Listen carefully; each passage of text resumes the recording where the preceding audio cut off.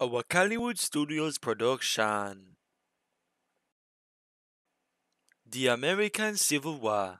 The Wakaliwood Analysis.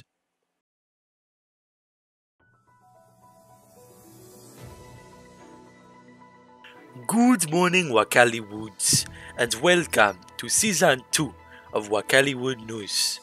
Today I am here with Jim, and we can say for sure that it is great to be back after a long quarantine. With that being said, Jim, tell us more about what will be covered in today's news. Of course, today we'll be talking about some historical events, specifically the American Civil War. In this episode, we'll provide you all with a timeline of sorts, showcasing some of the events that happened during this war in order from earliest to latest. We've also obtained some visuals earlier, and we will be using them to help with each explanation as needed. Indeed. For our events, we will have our lead historian Giovanna bringing us some explanations, with Richard Fouta doing so as well. We will also have Jim, Onja, Remy's Kitchen, and Macaroni making an appearance later on. So, with that being said, Giona, I will let you take the wheel from here in our episode of Wakaliwood News. Thank you, Philobi. Currently, we have a list of some events that occurred during the American Civil War, from 1861 to 1863. Our first event on our list, also being the earliest one, is the proposition of the Anaconda Plan. This plan was proposed by General Winfield Scott on March 3rd of 1861. The idea was simple. The South would be blocked off from the rest of the world until they starved and were completely cut out. The execution would be a bit difficult though, as land and naval forces were to surround and block the entirety completely. This was to be done through a multitude of battalions and blockades installed around the entire area.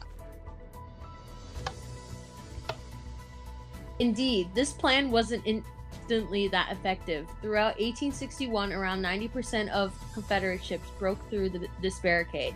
However, as time progressed and the barricade was reinforced, by about a year, these numbers were drastically reduced down to around just 15%. Quite a large reduction for only a year's difference. I'm sure that was great news for the Union. The Anaconda Plan also obtained its nickname from the press naming it after the South American snake known for crushing its prey to death, the Anaconda snake. The next event on our list is the date in which Abraham Lincoln became the 16th President of the United States. After having won the 1860 United States presidential election, just under 40% of the entire population had voted for him. With most of these votes originating from northern states, he had won the election by about 10%, led over Stephen A. Douglas, who received the second highest percentage of votes. He had also won electoral votes by 59%. This event had raised some controversy in southern states at the time. As a result, this only further split the country apart. In summary, since most of Abe's votes were from the North, the South felt as if they had no say in the election. The day in which he actually started his term after winning the election was March 4th of 1861. The next event that followed this was the Battle of Fort Sumter. This battle lasted from April 12th to April 13th of 1861. It started with a shell that exploded just above Fort Sumter just before sunrise occurred. This marked the beginning of the American Civil War, being the first shot. The conflict had started a few months earlier when South Carolina and a few other southern states attempted to withdraw from the Union in order to form their own nation. This nation was called the Confederate States of America. The president at the time, Abraham Lincoln, did not approve of this, and stated that this was not allowed. He also did not accept demands from the South to remove Union soldiers from South Carolina. These soldiers defended a base in Charleston that was Fort Sumter. Indeed. The fighting had lasted for about 33 hours and over 4,000 shells were fired in total. The result was that the fort had surrendered due to the Confederates surrounding them and blocking any support. The conditions were that the men, or those surrendering, were still allowed to leave in honor. The Confederates accepted this, and they left shortly after. There were no casualties resulting from this battle. The next event we have on our list is another battle. This battle was the Battle of Bull Run, also referred to as the Battle of Manassas. This battle occurred throughout July 21st, with some earlier preparations being made on the 17th. This battle, Brigadier General Irvin McDowell led the Union forces, and General Pierre G.T. Brigadier led the Confederate forces. The battle started when the Union marched from D.C. to the Confederate Army. They defended the railroad junction at Manassas, just west of Bull Run Creek. On July 17th, McDowell had sent a small group of soldiers across Bull Run to test the Confederate defenses. The result of this was a short-lived battle, with only minor casualties. A few days later, on July 21st, McDowell sent another large attack in the form of 2 divisions. Both divisions crossed at Sudley Fort, with the intent of attacking the left flank of the Confederate Army at Matthews Hill. Soldiers then fought with the Confederate forces throughout the morning, but by the afternoon the Union soldiers were pushed back by further reinforcements from the Confederates. The end result of this battle was a Confederate victory. A quick victory as well, with the battle itself having lasted only a day. For now, these are all the topics we'll be discussing. There's still plenty more events to be discussed, and with that being said, we currently have both Jim and Anja in the studio, preparing to cover our next set of events. With that being said, stick around as we will be right back with more coverage after this short message from our sponsors. Are you tired, sleepy, maybe just a little thirsty? Maybe you should get a glass of warm milk to help you sleep. But oh no, you're out of milk. Luckily, we can help. If you call now, we can help you locate the hot milks in your area.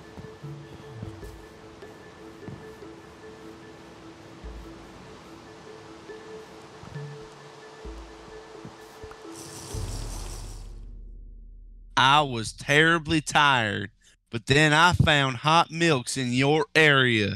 I fell asleep instantly. Yahoo! It was almost like magic. It all happened in a flash. I needed milk to help me sleep, and I found it. Hot milks in your area popped up in my recommended, and it rocked me. Instant trip to dreamland. Call 813-445-MELK. That's 813-445-MELK. That's 813-445-MELK. Member FDIC, non-attorney spokesperson.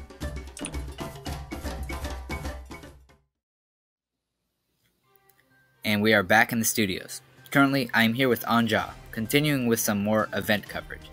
The first event we will be covering is the introduction of income tax, taking place a few weeks after the Battle of the Bull Run. This introduction occurred on August 5th of 1861, when President Lincoln imposed the first federal income tax. This was done when he signed the Revenue Act. The purpose of this income tax was to increase government funds, with the intention of using them to fund the Union's battles. This was done by imposing a 3% tax on annual incomes that exceeded $800. The next event on our list takes place a few months ahead. On November 6th of 1861, Jefferson Davis became President of the Confederate States of America, or CSA for short. He ran without any opposition, and the election had only confirmed the decision that was already made by the Confederate Congress earlier that year. Following this, our next event on the list is the enactment of the Homestead Act.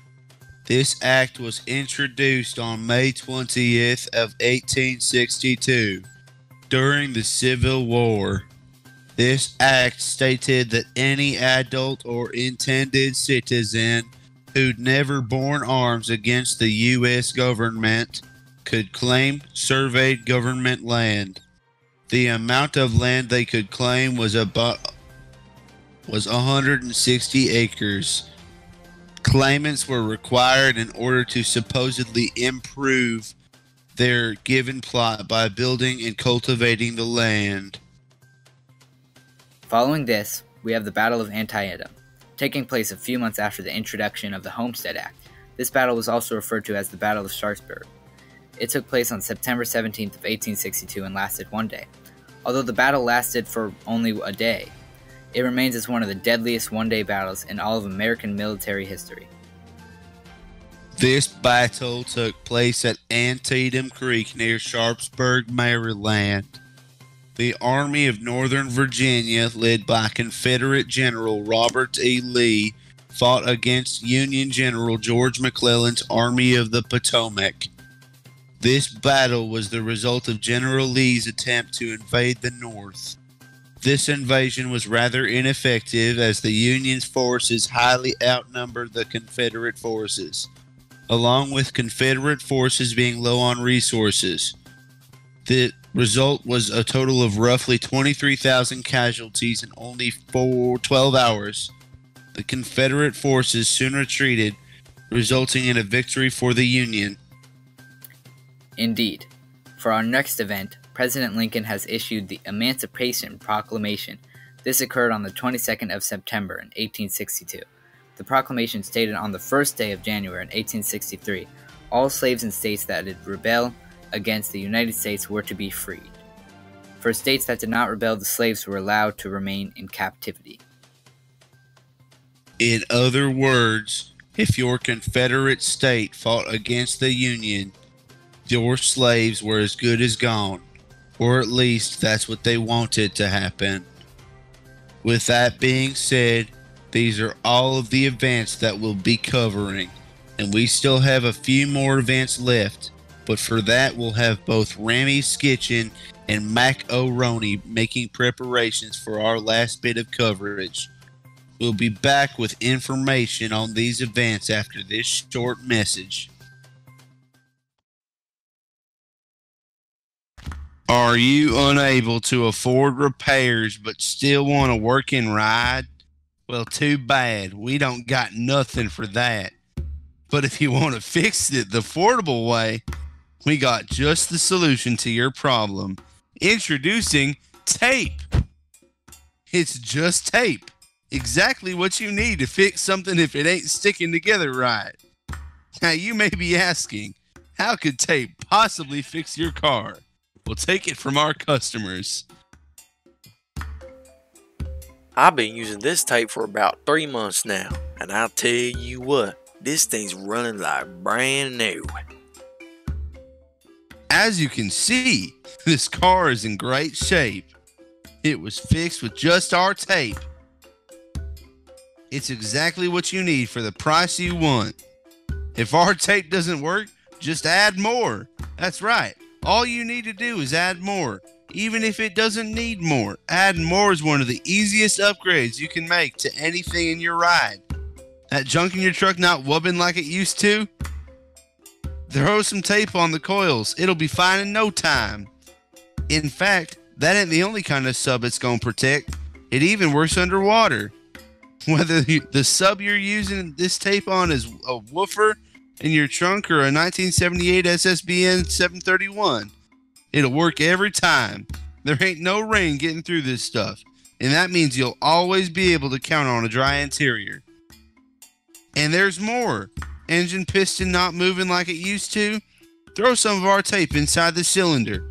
It's the perfect lubricant. No oil needed. Even better for 2 strokes. If your car ain't running, it will be once you throw some of this magic sticky stuff on it. And if it ain't, just add more.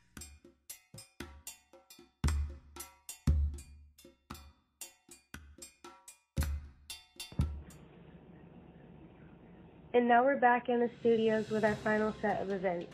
Currently I'm here with Remy's Kitchen, who will be covering the final events in this interview. So Remy, our first event is the Battle of Gettysburg. What was this event? Essentially, this event was a battle that was short but still deadly nonetheless. In fact, it is commonly regarded as one of the deadliest battles in the Civil War, as it bore the most casualties of them all. I see. And when did this battle take place? Also, where? This battle took place from July 1st to July 3rd of 1863, lasting for about 3 days. The battle occurred in Gettysburg, a town in Pennsylvania. And what were the sides of this battle? Who fought it and why?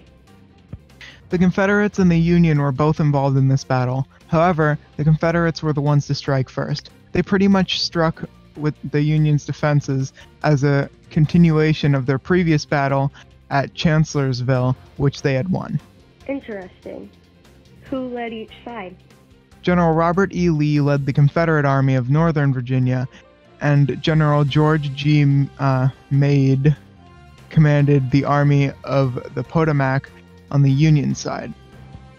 What was the battle like? How did it go? Well, at the start of the attack, there was a pretty violent clash between both forces. On the day after this, the violence only increased as the fighting continued. The battle wasn't progressing much, but that changed when the Confederates made the decision of pushing further into the enemy forces. This was done with an attack by less than 15,000 troops on the enemy's center, located at Cemetery Ridge.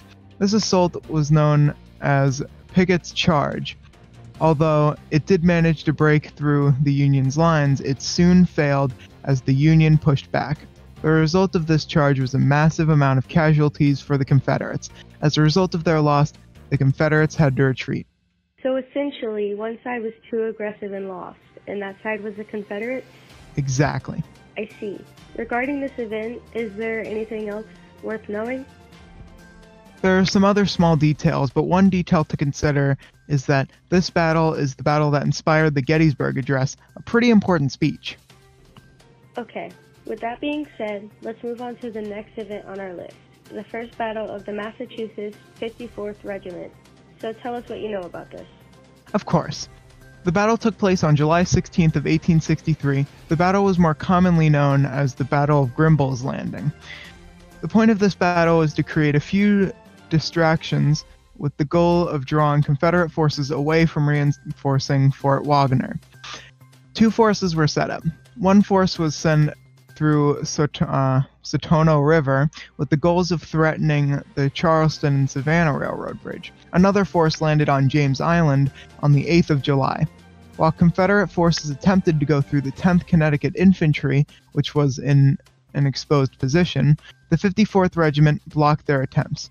Although there were minor casualties, 10th Regiment was saved as a result. The 54th Regiment also suffered more notable losses in an earlier battle where they supported an attack on Fort Wagner.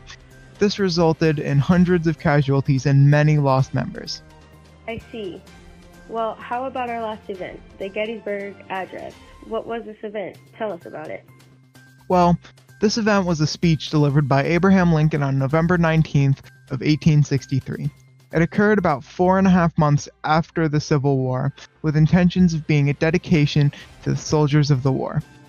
The speech took place at the Soldiers' National Cemetery in Gettysburg, Pennsylvania.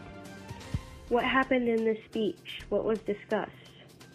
In the speech, Abraham invoked the principles of human equality that were mentioned in the Declaration of Independence, along with connecting the many sacrifices in the war with the desire for a supposed new birth of freedom, along with the important preservation of the Union formed earlier in 1776 and its ideal of self-government.